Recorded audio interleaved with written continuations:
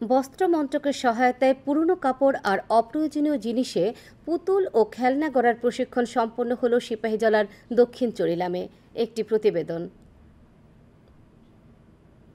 সৃজনশীলতা ও শিশুদের বিনোদনের ক্ষেত্রে পুতুলের জুড়ি মেলা ভার। অনেকে মনে করেন কিছু না বলেও অনেক কিছু বলে দেয় নির্বাক নির্জীব পুতুল। এদিকে খেলনার প্রতিও শিশুদের আকর্ষণ যুগ যুগান্তরের। সেই ভাবনাকে মাথায় রেখে গ্রামীণ মহিলাদের স্বনির্ভর করার উদ্যোগ গ্রহণ করেছে হস্তশিল্প সেবা কেন্দ্র আগরতলা।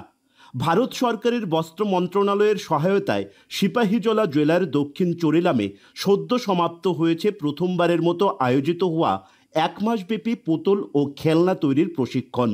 এতে অংশ নিয়ে নিজেদেরকে আত্মনির্ভর করে গড়ে তুলতে আত্মবিশ্বাসী এলাকার মহিলারা।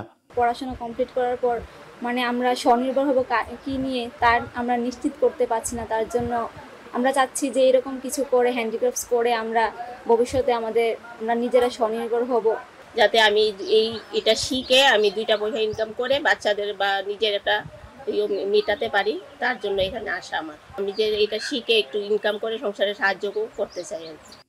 মল্লিকা দেববর্মা ও সিদ্ধার্থ রায় নামের দুজন প্রশিক্ষক 1 মাসব্যাপী চলা এই প্রশিক্ষণ শিবিরে প্রশিক্ষণ প্রদান করেছেন। অংশ নেওয়া মহিলাদের উৎপাদিত এই পুতুল ও খেলনা কোথায় কিভাবে বিপণনের ব্যবস্থা হতে পারে তারও একটি পরিকল্পনার রূপরেখা সম্পর্কে অবহিত করেছেন হস্তশিল্প সেবা কেন্দ্র আগরতলার সহকারী অধিকর্তা পম্পা কর্মকার। तो यहाँ पे हम लोग ये जो ट्रेडिशनल डॉल्स हैं उसको हम लोग इन लोगों को सिखा रहे हैं ताकि ये लोग नए टेक्निक से ये लोग कुछ डेवलप कर सके अपने लिए। इसमें ये डॉल जो है यहाँ का ट्रेडिशनल है, इसमें कुछ ज़्यादा नहीं, पर क्या है कि जो वेस्टेज फैब्रिक्स हैं उससे ही ये लोग डॉल डेवलप कर देंगे और इसके जो रॉ मटेरियल्स हैं लोकली मार्केट में ईजिली अवेलेबल मिल जाते हैं। तो इनको नए टेक्निक से ये कराना था ताकि ये लोग खुद से कुछ अपना इनकम जनरेट कर सके। বিভিন্ন জেলাভিত্তিক গান্ধী শিল্প বাজার ডিস্ট্রিক্ট ন্যাশনাল লেভেল আয়োজন করে থাকি, ওখানে ওরা পার্টিসিপেট করতে পারে। এছাড়া আমরা রিসেন্ট কিছুদিন আগে রিলায়েন্সের কোম্পানির সাথে টাই আপ করেছি। ওরা সিঙ্গাপুর এবং মালয়েশিয়া বিভিন্ন বাইরেও ওরা ইন্টারন্যাশনাল স্টোরও খুলতে চলছে এবং ইন্ডিয়াতেও অনেকগুলি মাল্টি স্টোর খুলবে। এটা ওদের সাথেও আমরা ওদেরকে লিঙ্কেজ করে দিতে পারি।